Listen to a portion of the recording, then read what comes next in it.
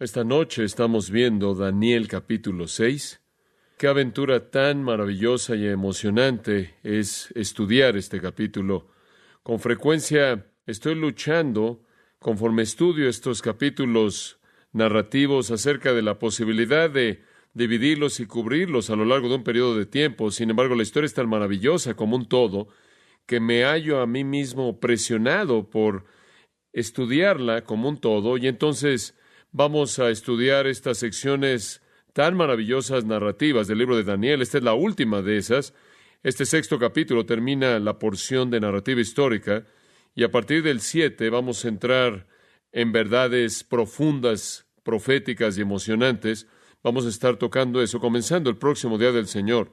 Estamos viendo Daniel capítulo 6, el capítulo famoso en el cual encontramos a Daniel adentro y afuera del foso de los leones. Permítame hacer un par de comentarios en relación con lo que aprenderemos en el texto. Las naciones nacen, viven y mueren. Se levantan y caen con gran regularidad. De hecho, conforme usted estudia la historia, queda impresionado más y más con el hecho de que las naciones pasan rápidamente de la escena. Miramos al pasado y vemos los imperios de los hititas, los egipcios, los asirios y finalmente los babilonios, en donde encontramos a Daniel asumiendo en primer lugar, o por primera vez, la función de primer ministro. Fueron seguidos por los persas y los medos y los griegos y los romanos. Todos vinieron y se fueron. En nuestros propios continentes, en el hemisferio occidental, encontramos las historias que se nos cuentan de las grandes civilizaciones mayas, incas, aztecas, pero poco o ningún rastro de ellos permanece, fuera de algunos artefactos arqueológicos. Han venido y se han ido.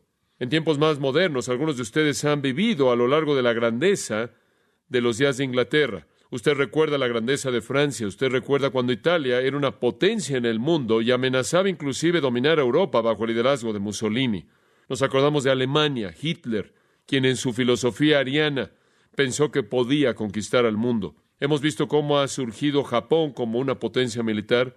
China parece haber tenido su día. Rusia parece estar disfrutando su día el día de hoy. Y Norteamérica puede estar desvaneciéndose. Las naciones se levantan y las naciones caen, vienen y se van. Pero la Biblia nos dice en Hechos 17 que los tiempos de las naciones dependen de la soberanía de Dios. Y lo que sucede a las naciones, todo está en el plan predeterminado de Dios para la historia. Ahora, lo que es especialmente emocionante es que la venida y la partida de naciones tiene muy poco que ver con el pueblo continuo de Dios. No pudieron haber imaginado un acontecimiento más cataclísmico que el que sucedió en el capítulo 5 de Daniel. Babilonia ha caído. En la cúspide de su gloria, supuestamente, la cabeza de oro, el imperio más grande que la humanidad había conocido hasta ese entonces, los medos y los persas entraron en la ciudad y sin disparar un disparo, por así decirlo, el imperio entero cayó. Pero lo que es sorprendente es que tuvo poco o ningún impacto en lo que Dios hizo con su pueblo, ya que Daniel sube y baja junto con la ola del flujo de las naciones. Y al llegar al capítulo 6 entramos a la segunda escena de los 4 imperios grandes en la imagen de Daniel capítulo 2, el imperio medo-persa, el pecho y los brazos de plata. Y al ver ese imperio, no vemos a Daniel ausente, sino que vemos a Daniel ahí en el corazón del asunto. Él fue primer ministro de Babilonia y él de la misma manera será primer ministro de Medo-Persia. Y me emociona pensar en eso porque veo en la actualidad, en Norteamérica, inclusive en todo el mundo, una preocupación entre muchos cristianos por la preservación de ciertas naciones, inclusive en la nuestra. Y de una manera extraña, se ven tentados a equiparar a Norteamérica con la iglesia, a Norteamérica con el plan de Dios, y eso simplemente no es la manera en la que es. Las naciones van y vienen y la obra de Dios continúa. Y ninguna nación es realmente significativa cuando es presentada en el contexto de la eternidad y el plan de Dios. Por ejemplo, en Isaías 40:15 dice: «He aquí que las naciones le son como la gota de agua que cae del cubo, y son consideradas como polvo en las balanzas». Una declaración muy interesante. Las naciones son como una gota que cae de una cubeta. La única palabra en la que puedo pensar es inconsecuente. Son como el polvo en la balanza, lo cual no es un factor en el peso en absoluto. Cuando Dios se prepara a pesar la historia de la humanidad, las naciones no importan. Y cuando Dios derrama la inundación del flujo de su plan redentor, una gota es inconsecuente. Las naciones son gotas, son polvo. De regreso ahí en Isaías 47:8, él compara las naciones a pasto que se seca y muere y se desvanece y desaparece. Podemos remontarnos a Nimrod y Sennacherib y Nabucodonosor y Ciro y Artajerjes y Alejandro y los Césares, los faraones, Napoleón, Churchill, Mussolini, Hitler, Mao, Khrushchev, y aún en nuestra época moderna, y los líderes y las naciones van y vienen y la obra de Dios continúa. En Daniel 4:17 usted recuerda esa gran palabra. Este asunto es por decreto de los vigilantes y la demanda por la palabra de los santos, para que los vivientes sepan que el Altísimo gobierna en el reino de los hombres y a quien quiere lo da. Dios gobierna en la historia, y las naciones pueden venir, y las naciones pueden irse, inclusive la nuestra, pero el plan redentor de Dios, conforme se desarrolla a través de su pueblo, continuará de acuerdo con su agenda. El pueblo de Dios atravesará la aparición y la desaparición de las naciones. Ellos trascienden. El pueblo de Dios enfrentará la subida y la caída de naciones, pero ellos trascienden. Esa es una gran esperanza para nosotros. Y vemos eso en Daniel. Babilonia ha caído. La cabeza de oro ha sido aplastada. Los tiempos de los gentiles han entrado a la fase 2, pero Daniel está ahí exactamente donde Dios lo quiere. Y Dios no se ve estorbado por las decisiones de los hombres. Cuando usted piensa en el hecho de que Babilonia ha caído, realmente es sorprendente. Claro que Nabucodonosor tenía un hábito de colocar su nombre en todo tabique que él colocó en los edificios de Babilonia. De hecho, un escritor dice que literalmente hemos encontrado miles de tabiques que no han sido contados con el nombre de Nabucodonosor en ellos, tratando de construir un imperio duradero. Un tabique, el cual ahora está en el Museo Británico, tiene la imagen y el nombre de Nabucodonosor y la huella de un perro en ambos. Y así es con el mundo. Pero el pueblo de Dios y el plan de Dios trasciende todo eso. Entonces vemos a Daniel sobreviviendo, y en el capítulo 6 lo encontramos en medio del imperio medo-persa. Ahora, quiero que nos enfoquemos en algunas palabras clave para estudiar este texto. Vamos a comenzar al principio del capítulo 6.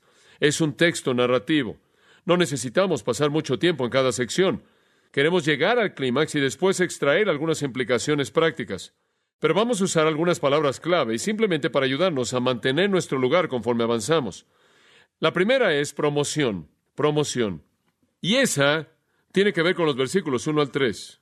Pareció bien a Darío constituir sobre el reino, este es el reino medo-persa, 120 sátrapas que gobernasen en todo el reino. Y sobre ellos 3 gobernadores. Por cierto, ese es el único lugar en la Biblia en la que la palabra presidente es usada en algunas versiones, en el hebreo, más bien en el arameo, y parece ser una palabra que significa jefe. Y sobre ellos 3 gobernadores, de los cuales Daniel era uno, a quienes estos sátrapas diesen cuenta para que el rey no fuese perjudicado. Pero Daniel mismo era superior a estos sátrapas y gobernadores, porque había en él un espíritu superior, y el rey pensó en ponerlo sobre todo el reino. Ahora ahí encontramos la promoción. Observe, en primer lugar, que conocemos a Darío. Ahora, Darío es una persona de la cual no conocemos mucho, porque no hay datos, información extrabíblica en existencia que nos diga algo de Darío. Realmente no sabemos quién es. No encontramos a nadie en ese punto en particular en la historia que se llama Darío. No parece haber un lugar en el registro genealógico de los reyes de esa época para un hombre llamado Darío. Ahora, algunos eruditos creen que Darío es otro nombre para un rey llamado Gubaro. Gubaro, quien realmente no era un rey, sino que realmente fue alguien designado bajo Ciro, que estaba a cargo del territorio de Babilonia. Ciro, siendo el gran monarca del imperio entero de los medopersas, designó a este Gubaro como el que iba a gobernar a Babilonia. Y algunos dicen que esta palabra Darío es simplemente otro nombre para Gubaro. Pero una explicación que yo prefiero es que Darío es simplemente otro nombre para Ciro. Simplemente otro nombre para Ciro. Creo que quizás es la mejor explicación de todas. ¿Por qué? Porque la palabra Darío es un título. Es un título. Es algo así como faraón o rey o César. Es un título. Encontramos la palabra Darío, por ejemplo, usada en inscripciones en la arqueología, por lo menos de 5 diferentes gobernantes persas. Todos son llamados Darío. Entonces parece mejor ver esto como un título de honor, un título de importancia. Y entonces podríamos asumir que es simplemente un título dado a Ciro. Y si usted ve el 6:28, quizás le pueda ayudar un poco en eso. Dice, y este Daniel prosperó durante el reinado de Darío. Y claro, en el arameo podría leerse, inclusive en el reinado de Ciro el persa. Y hay algunos comentaristas que favorecen esa traducción en lugar del reinado de Ciro, haciéndolos paralelo, inclusive en el reinado de Ciro. Ahora, si usted regresa al capítulo 6, usted encuentra que Darío establece sobre el reino 120 príncipes. Y me parece que si él hubiera estado haciendo eso, habría tenido que ser más que algún tipo de gobernante que estaba confinado a Babilonia. Y si él iba a establecer a 3 jefes encima del reino entero, habría tenido que ser él alguien bastante importante. Yo creo que él es visto como el monarca medo-persa Ciro, simplemente refiriéndose a él con otro título oficial. El hecho mismo de que él había establecido a 120 príncipes indicaría que él habría tenido una dimensión más amplia de gobierno que tan solo Babilonia misma, simplemente el estado-ciudad de Babilonia. Entonces conocemos a este hombre Ciro, quizás mejor visto detrás del nombre Darío. Él es un hombre capaz, él es un hombre inteligente, él es un hombre eficaz en términos de organización y estructura, él es un hombre poderoso, él es un hombre sin compromiso con Dios, esto es el Dios de Israel, pero con sus propios dioses. Sin embargo, es un hombre que indica algún gran interés en el Dios de Daniel, y eso se incrementa conforme avanzamos en este capítulo 6. Ahora observe que él dice que cuando él designó a los 120 y a los 3 gobernadores, versículo 2 dice, Daniel fue primero. Es posible ver la palabra primero simplemente como la palabra uno. Daniel era uno. O podremos verlo como la palabra primero, significando que él fue el primero escogido, el primero en rango. Realmente no importa. Lo que importa es que en el versículo 3, Daniel fue preferido por encima de todos los demás. Daniel mismo era superior. Y la palabra superior en el arameo es un participio que significa él se estaba distinguiendo a sí mismo constantemente por encima de los otros. Él, sin duda alguna, era el mejor estadista en el imperio medo-persa entero, como él había sido el mejor estadista en el imperio babilonio, y quizás el mejor estadista que jamás caminó sobre la faz de la tierra. Notará usted que en el versículo 3 dice que había en él un espíritu superior. Realmente está hablando de su actitud. Y claro, la actitud está por encima de todo lo que hacemos. Este es algo digno de reconocerse, una actitud correcta. Pero Daniel tenía más que eso a su favor. Él tenía experiencia, él había vivido a lo largo del último régimen como el primer ministro. Él tenía sabiduría como nadie más tenía. Él tenía un sentido de la historia. Él aparentemente tenía una capacidad de liderazgo dramática. Si él pudo hacer lo que hizo en las vidas de los 3 jóvenes que vemos antes en el libro, y si eso se puede ver como una indicación del modelo que él estableció, él tuvo una capacidad administrativa y a él se le dio una responsabilidad que era muy amplia. Y más allá de todo eso, él tenía una capacidad de interpretar sueños y visiones y darle a todo mundo una idea de lo que estaba por venir en el futuro, y eso era invaluable para un monarca. ¡Qué hombre! Dios lo colocó exactamente donde él lo quería. Dios permitió que Darío reconociera la capacidad de Daniel y lo colocó en un lugar muy estratégico, un lugar de influencia. Y como usted sabe, lo que es interesante es que en el primer año de Ciro, o en el primer año de Darío, él emitió un decreto para que los judíos pudieran regresar a Judá. El decreto de Ciro, los 70 años de la cautividad babilónica, se habían terminado. Y Ciro emitió ese decreto para que los judíos pudieran regresar. Y realmente creo que Daniel fue el que tuvo la gran influencia en Darío hasta ese punto. Creo que fue debido al poder de la vida de Daniel, debido a la sabiduría del hombre, debido a la influencia del hombre, que inclusive en el primer año del gobierno de Ciro, alrededor del 538-537 a.C., él emitió el decreto para dejar que el pueblo regresara. Y eso ocurrió antes del incidente del Foso de los Leones, en el primer año de Ciro. Entonces volvemos a ver a Daniel. Pero en esta ocasión, en lugar de verlo como un joven, como lo hemos visto en el pasado, lo vemos como un hombre ya de edad avanzada. De hecho, escuche esto, en el capítulo 6, Daniel está entrando a los 90 años de edad, y todavía es el hombre de Dios. Él todavía es el que Dios escogió, y todavía era la alternativa del rey para que él fuera el primer ministro. Y ¿sabe una cosa? El poder de una vida virtuosa se extiende hasta una edad avanzada. El Dr. Criswell, en la primera iglesia bautista de Dallas, cuenta de Robert G. Lee, quien fue un gran predicador en el sur. Y Robert G. Lee, en su cumpleaños 84, el cual fue en 1970, el 11 de noviembre, al señor Lee se le hizo esta pregunta. ¿Va a seguir predicando, Dr. Lee? Esto fue lo que respondió. Cuando hay tantas personas no salvas a nuestro alrededor, cuando hay corazones tristes que deben ser confortados, cuando tantos jóvenes están desperdiciando su vida en la corte de la insensatez y en el mercado del placer carnal, cuando hay tantos malos en contra de los cuales deben protestarse, cuando hay tantas personas de edad avanzada que están solas ahí en el camino de la puesta del sol, cuando en 1910 en mi ordenación me casé con la predicación hasta que la muerte nos separara, ¿por qué no en el año número 85 de mi vida voy a seguir predicando? El doctor Lee añadió algunas estadísticas bastante fortalecedoras, por cierto, que deberían bendecir y alentar a cualquiera de ustedes que están entrando a los 80 o a los 90. Esto es lo que dijo.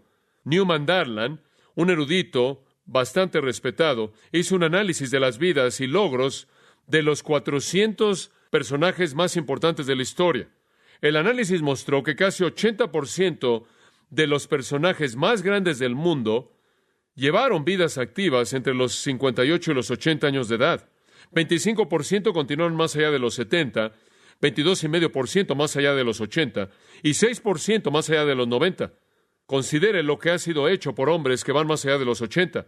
Cuando tuvo 83 años de edad, Gladstone, por cuarta vez, se volvió el primer ministro de Gran Bretaña. Miguel Ángel, a los 89 años de edad, ejecutó su último juicio.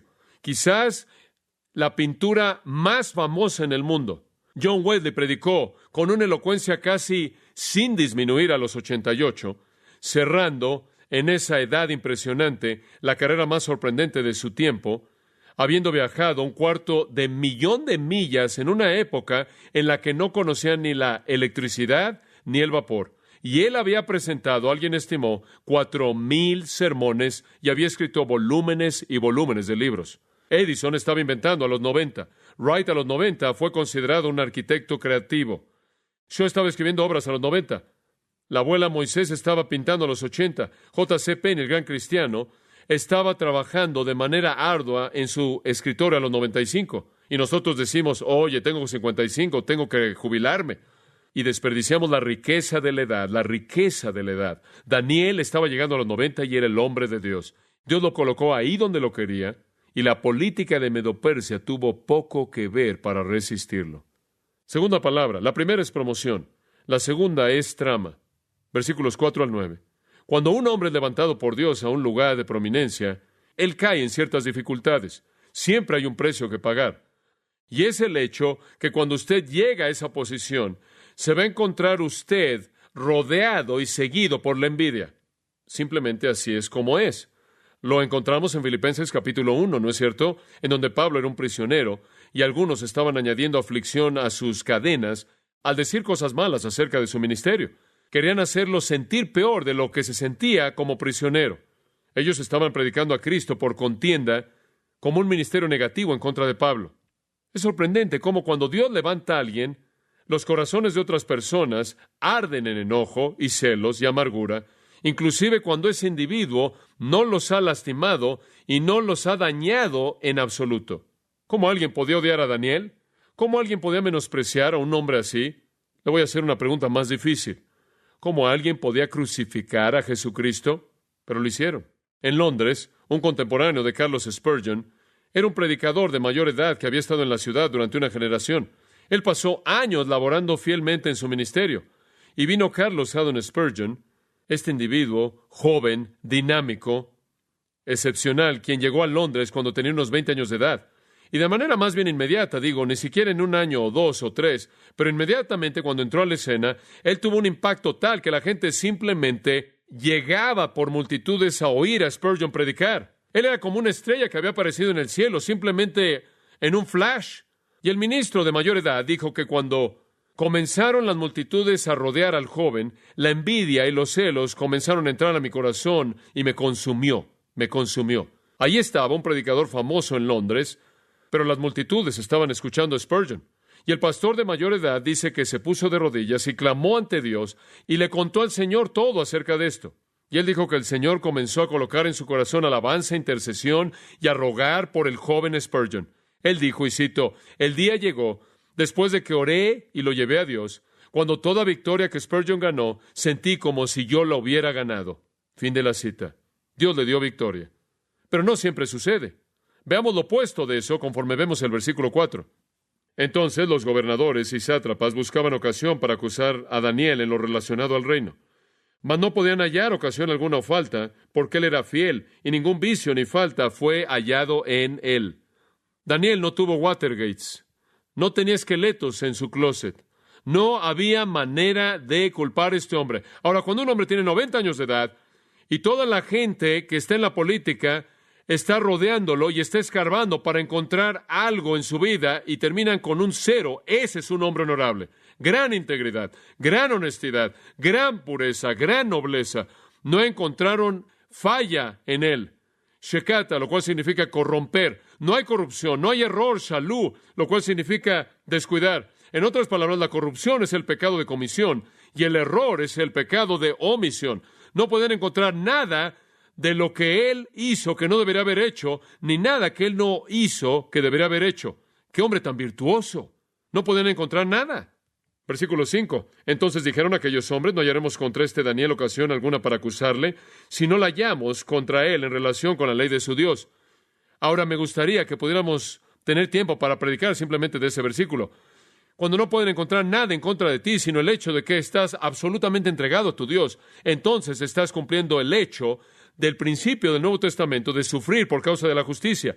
Lo único, dijeron ellos, en lo que podemos acusarlo es que está totalmente comprometido con su Dios. ¡Qué reconocimiento! No pueden encontrar nada más. Si había algo, lo hubieran encontrado, y no pudieron. Versículo 6. Entonces estos gobernadores y sátrapas se juntaron delante del rey y le dijeron así: Rey Darío, para siempre vive. Típicos reconocimientos. Cada vez que usted llega ahí, usted tiene que decir eso. Daniel inclusive lo dice en el foso de los leones. Eso es estirar un poco el punto, pero de cualquier manera, versículo 7, todos los gobernadores del reino, magistrados, sátrapas, príncipes y capitanes, han acordado por consejo, esto es intimidación pura, porque esto no es real, hay un grupo de ellos que han hecho una trama, no todos estaban de acuerdo, pero al presentar a todos estos individuos que habían consultado, simplemente habría intimidado. Que promulgues un edicto y lo confirmes, que cualquiera que en el espacio de 30 días demande petición de cualquier dios o hombre fuera de ti, oh rey, sea echado en el foso de los leones. ¿Ha oído usted de reina por un día? Este es rey por 30 días.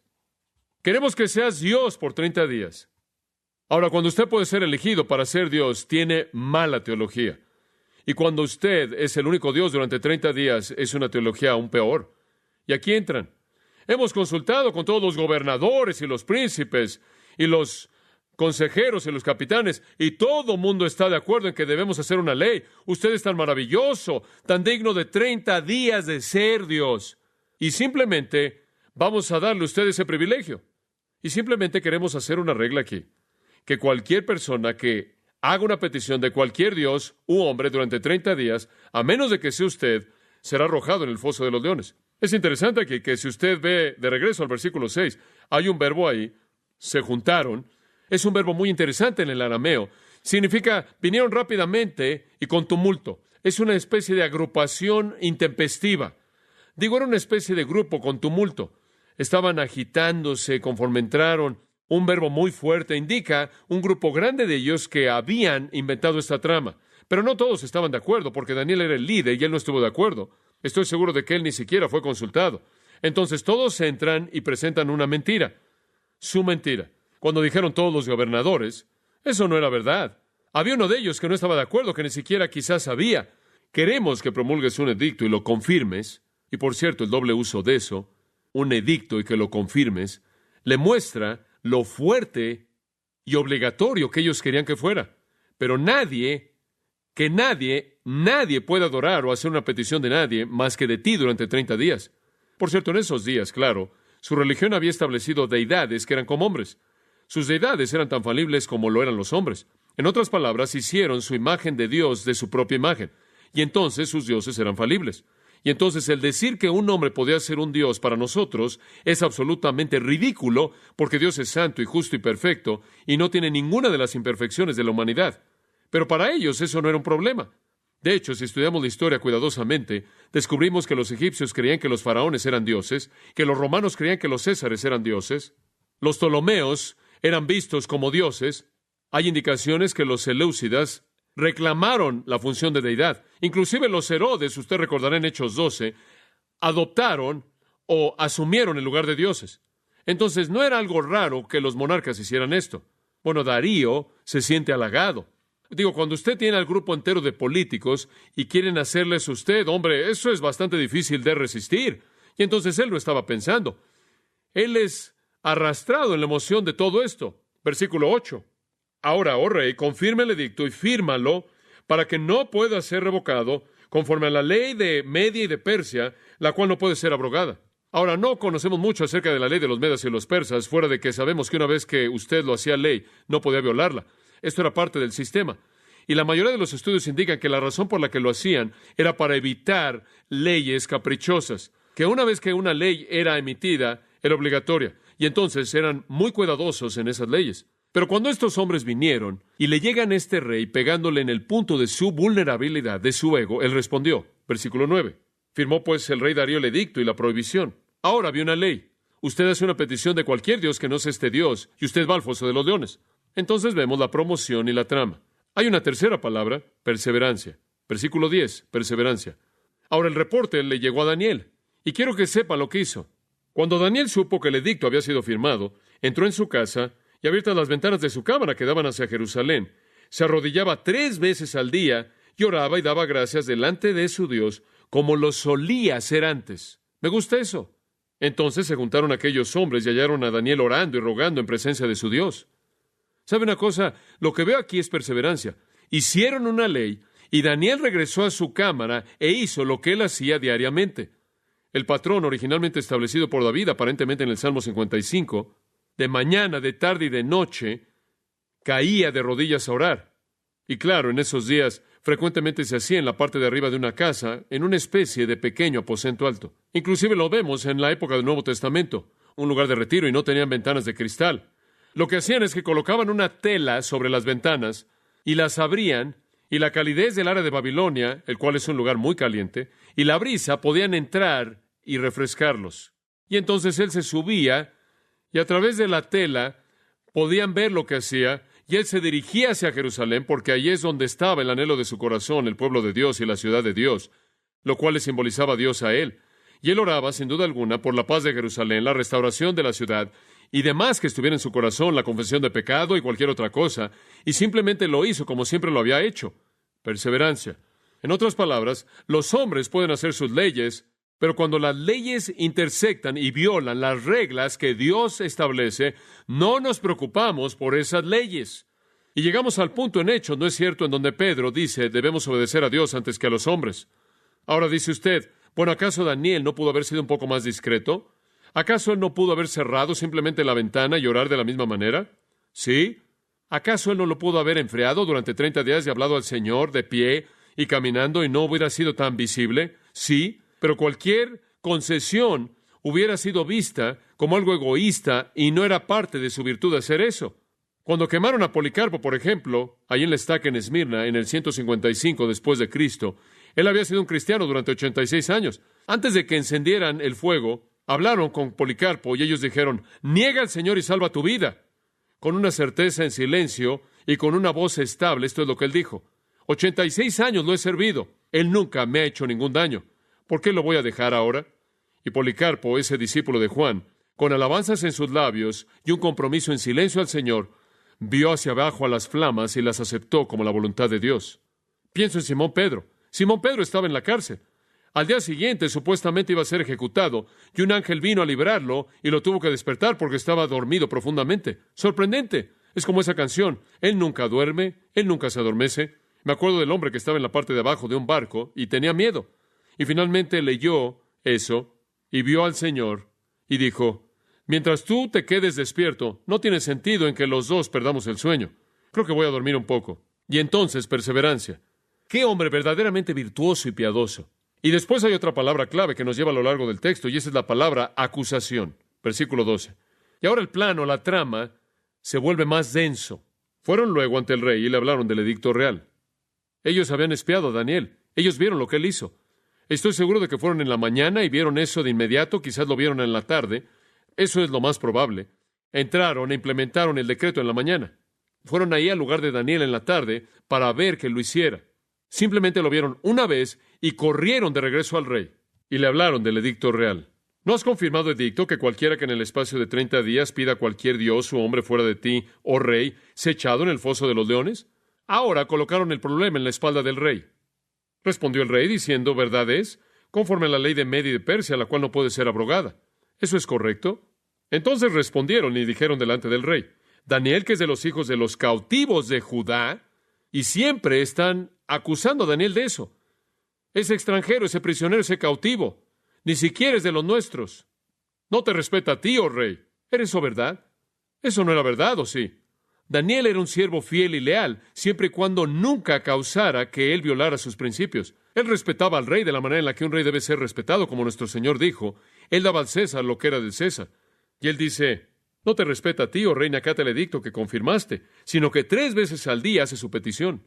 Ahora sé que no se quedaron ahí durante un día entero para ver las 3 veces. Simplemente vieron una, y esa fue la suposición que lo estaba haciendo, y era una suposición correcta. Y entonces confrontan al rey.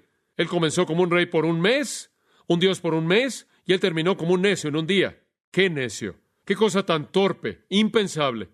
¿Y sabe con quién estaba enojado? Él es un hombre sabio consigo mismo. Él estaba enojado consigo mismo. Versículo 14. Cuando el rey oyó el asunto, le pesó en gran manera. ¿Sabe una cosa? Por lo menos el hombre tenía la honestidad de culpar a aquel a quien debía ser culpado. Fue su propio ego lo que lo atrapó. La tentación siempre va a estar ahí, pero no cedemos a ella a menos de que nuestro ego se involucre. Y me gusta esto. Y resolvió librar a Daniel, y hasta la puesta del sol trabajó para librarle. Asumamos que esto fue firmado en la mañana. Ellos se fueron a buscar a ver si Daniel lo haría en la tarde. Daniel estuvo allí orando. Corrieron de regreso, le contaron al rey, y ahora él tuvo toda la tarde debido a la ejecución, de acuerdo con su costumbre, tenía que venir antes de la noche. Y entonces él tuvo toda la tarde. Y él agotó todo medio legal posible. Él fue a todos lados. Esa es la implicación del versículo 14. Resolvió librar a Daniel y hasta la puesta del sol trabajó para librarle.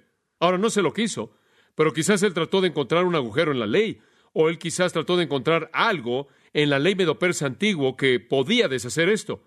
Pero técnicamente no había salida. ¿Y sabe lo que me encanta de esto? Daniel nunca dice una palabra. Daniel nunca defiende su propia causa. Daniel nunca se defiende a sí mismo. Como Cristo, él guardó silencio delante de sus trasquiladores y no abrió su boca. Como puede ver, él tenía una confianza tal en Dios a lo largo de estos años que él simplemente se encomendó a sí mismo a Dios. No había defensa, ¿verdad? Fuera de que él excepto podrá decir, es correcto, yo estaba orando y simplemente voy a continuar orando. No había nada que decir. Entonces la promoción, el plan, la perseverancia, la acusación y otra palabra clave viene en el versículo 16 y esta es la palabra castigo o paga, castigo. El versículo 15 dice, pero aquellos hombres rodearon al rey y le dijeron, sepas, oh rey, que es la ley de Media y de Persia, que ningún edicto u ordenanza que el rey confirme puede ser abrogado. No tiene salida. Entonces el rey mandó y trajeron a Daniel y le echaron en el foso de los leones. Ahora estos son leones reales, leones que deliberadamente no habían sido alimentados para ser usados como ejecutores. Y no sé cuántos habían ahí, pero no solo fueron 2. He visto dibujos donde hay 2 o 3 leones. No sé cuántos, pero debieron haber habido muchos leones, porque cuando usted llega al final del capítulo y todo comienza a caer sobre las cabezas de la gente que tramó esto, los arrojan ahí y arrojan a todas sus familias juntas y son comidos antes de que llegan al suelo. Muchos leones ahí. Un comentarista dijo, bueno, hubieron solo unos cuantos y Daniel encontró una esquina y se escondió. No. Era un lugar grande, ¿verdad? Y él encontró una esquina y se escondió ahí en la paja o lo que fuera. No, muchos leones. Y eran leones como los leones en los que usted piensa. Y entonces, fue traída una piedra y puesta sobre la puerta del foso. Es lo más probable en una cueva al lado de un monte, y en la parte de abajo donde estaba la entrada, habrían colocado una piedra para cubrirlo. Y después en la parte de arriba en el monte había un agujero con una reja encima de ella. La razón por la que creemos que es la palabra foso es literalmente gob en arameo, lo cual está relacionada con la palabra gub en hebreo, la cual significa foso. En esencia era un foso. Esa es en esencia la idea. Gub en hebreo significa escarbar. Y entonces aquí tiene una especie de foso que está en el suelo, escarbado en el suelo, con una entrada al lado, en donde ellos en cierta manera podían entrar por esa entrada natural de la cueva, meter y sacar a los leones o hacer lo que necesitaban hacer para alimentarlos. Y después estaba esta entrada en la parte de arriba, en donde todo podía ser visto conforme la gente que iba a ser ejecutada era ejecutada. Y por cierto, ha habido un estudio interesante que se ha hecho en términos de arqueología. Han descubierto algunos de estos fosos de leones que eran usados por monarcas como lugares de ejecución. Kyle, el comentarista famoso del Antiguo Testamento, describe uno. Dice, consistía de una caverna grande, cuadrada, debajo de la tierra, que tenía un muro que dividía a la mitad la caverna, la cual tenía una puerta, la cual el que cuidaba podía abrir y cerrar desde arriba. Al aventar adentro el alimento, él atrae a los leones de un recinto al otro, y después, habiendo cerrado la puerta, entran al espacio vacante con el propósito de limpiarlo. La caverna está abierta arriba. Su boca está rodeada por un muro no muy alto, sobre el cual uno puede ver hacia abajo en el foso. Ahora, es posible que así fue este foso, una gran área ahí que estaba al lado de un monte. Ahora, notará que dice en el versículo 16, y el rey dijo a Daniel, el Dios tuyo, a quien tú continuamente sirves, el que te libre. Ahora, ¿de dónde sacó él esa idea? Escuche, usted sabe lo suficiente acerca de Daniel que si ha estado con nosotros en este estudio, sabe que si Daniel había estado ahí por un año, por lo menos para ahora, quizás 2, que Darío había oído mensaje tras mensaje tras mensaje acerca de Dios. Y también usted sabe que la historia de lo que Daniel había visto a Dios hacer en el pasado habría sido conocida por Darío, y esa es quizás una de las razones por las que él designó a Daniel al lugar que lo designó. Me parece aparente que Daniel habría sido alguien que habría manifestado lo que él creía. Él ya había estado involucrado en milagros. Él ya había estado involucrado en dar consejo acerca de la liberación de los judíos para que se fueran a casa. Y entonces estoy seguro que el mensaje era muy claro acerca del poder del Dios de Daniel, quien lo había librado. Estoy seguro que este hombre conocía bien la historia de Sadrach, Mesach y Abed-Nego, pero habían sido liberados del horno de fuego ardiente. Y entonces él sabía que este Dios podía hacerlo, y esto es maravilloso, porque esto muestra que el esfuerzo evangelístico de Daniel está teniendo algún resultado. Entonces, fue traída una piedra y puesta sobre la puerta del foso, la cual selló el rey con su anillo y con el anillo de sus príncipes. Ninguno de ellos podía romper el sello, para que el acuerdo acerca de Daniel no se alterase.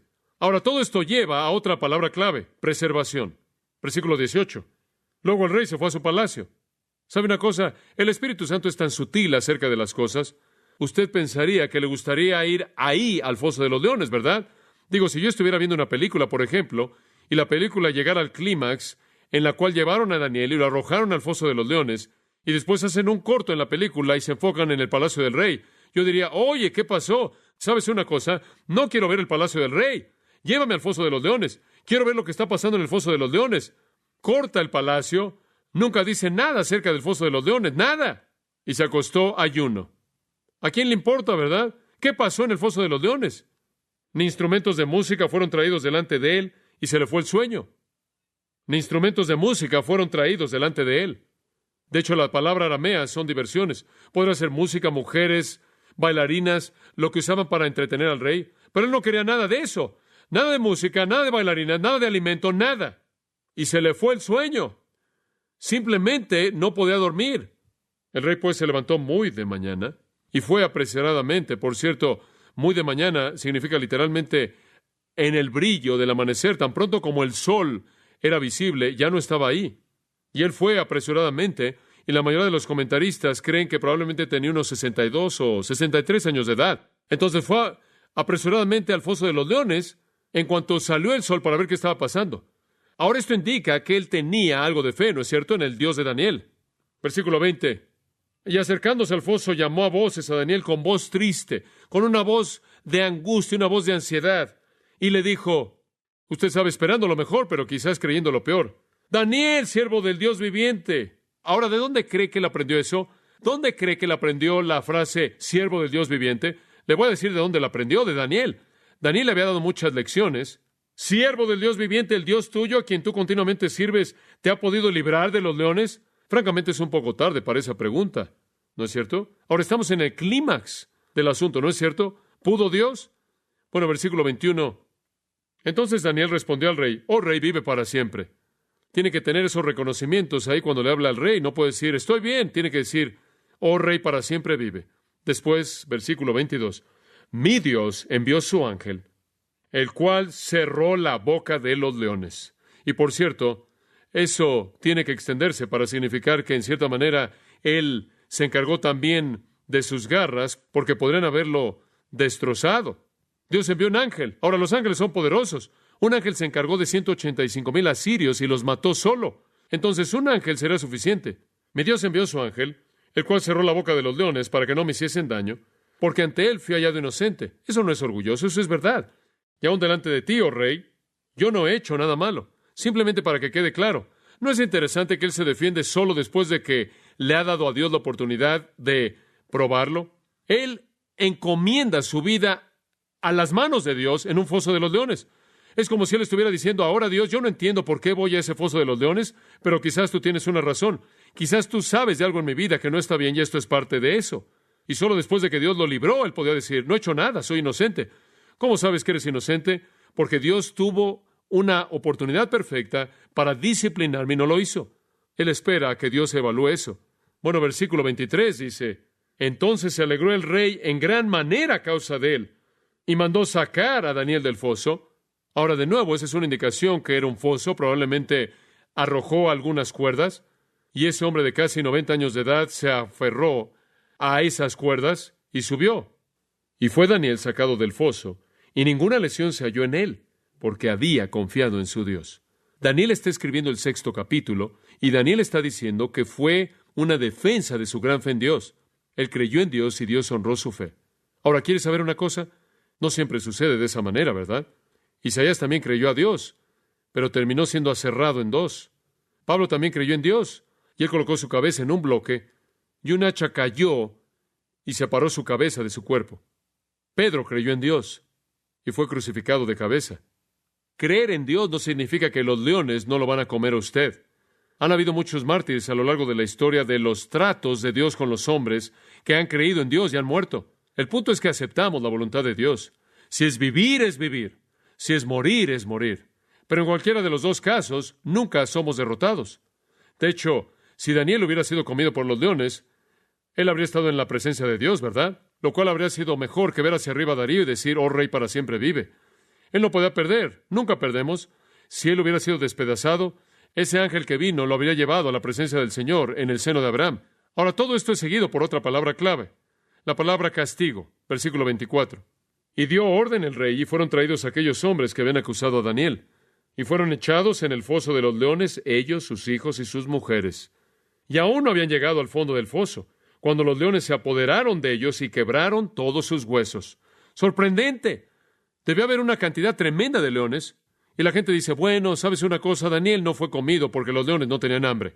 ¡Tenían hambre! Tenían la suficiente hambre como para comerse este grupo enorme de personas. Algunos inclusive han sugerido que Daniel no fue comido porque los leones eran viejos. Y eran como Clarence, usted sabe, el león visco. Es sorprendente lo que los comentaristas liberales tratan de hacerle a la Biblia.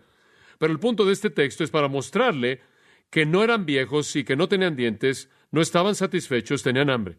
Y eran tan feroces que despedazaron a esas personas antes de que llegaran al suelo. Dios hizo un milagro, una escena horrenda, el retrato de retribución y venganza de Dios.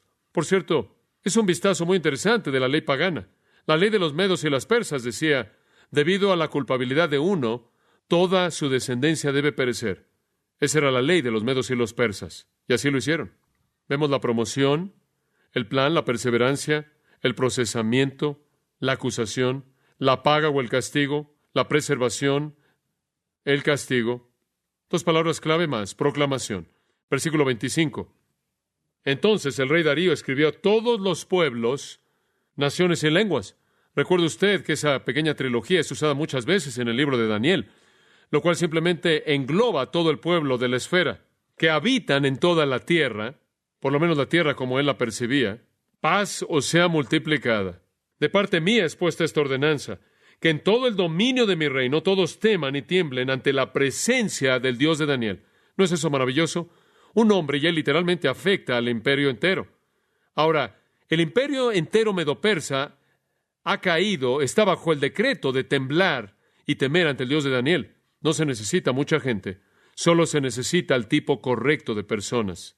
Porque Él es el Dios viviente y permanece por todos los siglos, y su reino no será jamás destruido, y su dominio perdurará hasta el fin. Se oye como el salmista, y él es un rey pagano. Hombre, Dios ha colocado algunas demostraciones convincentes en este libro, ¿no es cierto? Las naciones vienen y se van, y sean los babilonios o los medopersas, cuando Dios coloca a sus hombres en el lugar correcto, su mensaje es entendido. Él salva. Versículo 27. Y libra y hace señales y maravillas en el cielo y en la tierra. Él ha librado a Daniel del poder de los leones. Permítame hacerle una pregunta simple. ¿Quién recibe la gloria en el capítulo? ¿Daniel? No Daniel. No Daniel ni por un momento. Daniel simplemente estuvo ahí, eso es todo. Dios recibió la gloria. Yo creo que si usted ve un hilo a lo largo del libro de Daniel, no es la exaltación de Daniel, es la majestad de Dios, quien está por encima de las naciones del mundo y demuestra su soberanía. Finalmente, la prosperidad. Y este Daniel prosperó durante el reinado de Darío y durante el reinado de Ciro el persa. Él prosperó. Ahora quiero que me escuche. Conforme cierro, quiero resumir rápidamente en tan solo un par de minutos. Escuche. Conforme vemos este capítulo, ¿qué vemos acerca de Daniel? ¿Recuerda cuando estudiamos el capítulo 1 y 2? Tomamos todas las características de la virtud de Daniel como joven y las catalogamos y las estudiamos y vimos lo que constituye a un hombre virtuoso, piadoso. Bueno, aquí estamos, 60, 70 años después. ¿Qué vemos en él de nuevo? ¿Cuáles son los elementos de virtud que podríamos traducir a nuestras vidas? ¿Qué hace que un hombre sea capaz de afectar a una nación? ¿Qué hace que un hombre o una mujer tenga un impacto de tanta influencia como un imperio? ¿Qué hay en Daniel? Permítame sugerirle algunas cosas. Voy a mencionarlas rápidamente. Simplemente escuche, piense en ellas. En primer lugar, este hombre trascendió la historia. Él fue maravilloso, él fue útil a Dios porque él trascendió la historia. Él sacó sus pies del lodo de los asuntos humanos. Él buscó el reino de Dios. En segundo lugar, él vivió una vida coherente desde el comienzo hasta el final.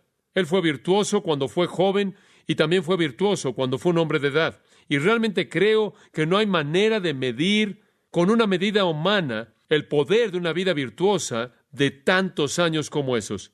La tragedia es que la mayoría de nosotros encuentra nuestra virtud entrando y saliendo a lo largo de esos años. No Daniel. ¿Cuáles son las lecciones que aprendemos de un hombre de Dios? Él trasciende la historia. Él vive una vida coherente desde su juventud hasta una edad avanzada. Y esto hace que sea muy útil en su edad avanzada.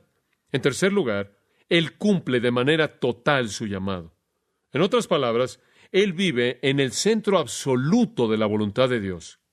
Su único deseo es que la voluntad de Dios sea cumplida. En cuarto lugar, él tiene una actitud correcta. Ellos continuamente decían que él tenía un espíritu superior. Él tiene un espíritu superior. En quinto lugar, él será envidiado y será odiado por el mundo que lo rodea, pero él nunca se va a amargar por ello. En sexto lugar, él es condenado, pero si es condenado, él es condenado por su justicia, porque no hay ninguna otra falla. Él es como un anciano en la iglesia, debe ser, ¿qué? Irreprensible. En séptimo lugar, él es conocido por su virtud e integridad, inclusive por sus enemigos. En octavo lugar, él es un ciudadano fiel.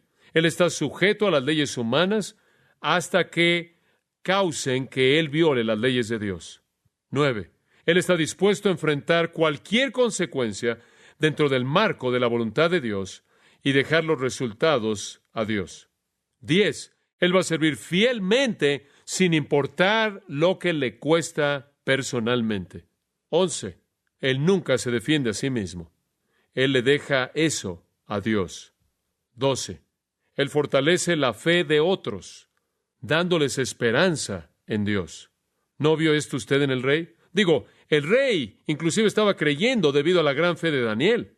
13. Él es librado de todo daño y él es preservado para todo propósito dentro de la voluntad de Dios. 14. Él es un vehículo para la gloria de Dios. Me gustaría que tan solo pudiéramos predicar en eso. Nosotros como cristianos debemos ser, sobre cualquier otra cosa, un vehículo para la gloria de Dios.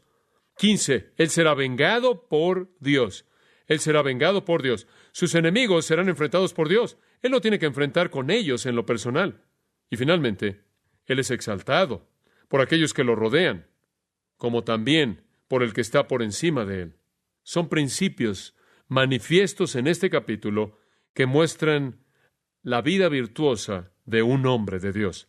Espero que esto haya sido práctico para usted.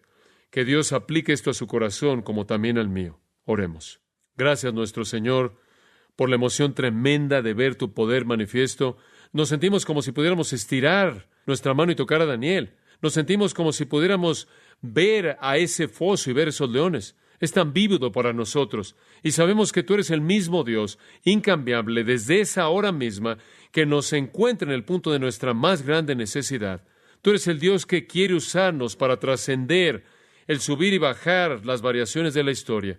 Tú eres el Dios que nos ha llamado a vivir la vida que Daniel vivió en su día, desde la juventud hasta una edad avanzada. Oh Dios, que tú levantes aún en esta congregación y en todo el mundo a hombres y mujeres de honestidad, integridad y virtud, cuyas vidas estén totalmente entregadas a ti, que sufran, pero que no conozcan la amargura porque se han encomendado a sí mismos al cuidado del Creador fiel. Señor, haznos este tipo de persona. Hazme este tipo de persona por tu gran gracia.